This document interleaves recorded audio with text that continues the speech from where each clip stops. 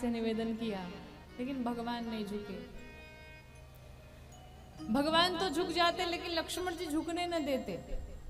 एक सखी आई है और एक सखी ने लक्ष्मण जी से कहा, एक बात बताइए, विवाह आपका है कि आपके भाई साहब का है? लक्ष्मण जी ने कहा, नहीं, भैया का विवाह है। कहा, जब भैया का विवाह है तो भैया के विवाह में आपका क्या काम है? आप चलिए दूर जाइए। लक्ष्मण जी ने कहा, सुनो,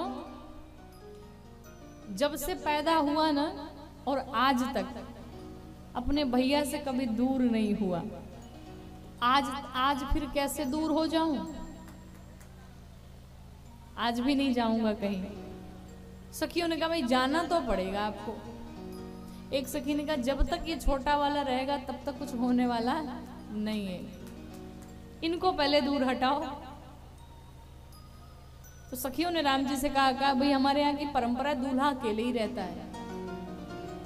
तो लक्ष्मण जी ने राम जी से पूछा, भैया जाऊं?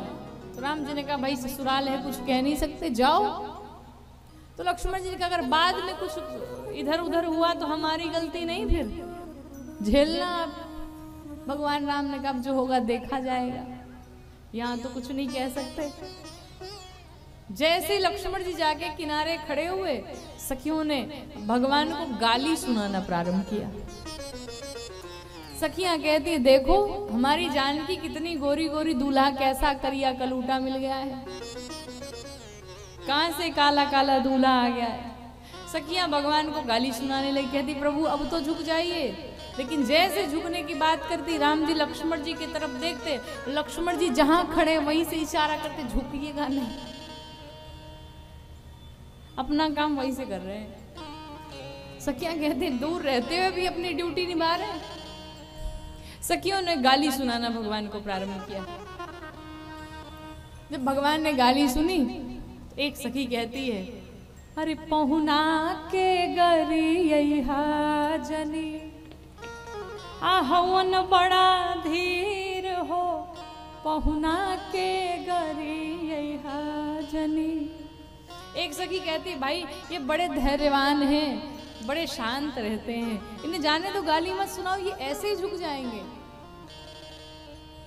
एक सखी ने कहा, एक बात बताइए, पूछूं? कहा, पूछो। कहा, आपकी मैया दिखने में कैसी हैं? कहा, हमारी माँ तो बड़ी गोरी गोरी, बड़ी सुंदर है। और बाबूजी? कहा, वो भी बड़े सुंदर हैं। कहा, जब माता पिता दोनों गोरे गोरे तो आप करिया कलूटे कहां से पैदा हो गए? अब भगवान शर्म के कारण सर को झुका लेते, और जैसे ही सर को झुकाया, सखियों ने कहा, यही ठीक समय, वरमाला डालो।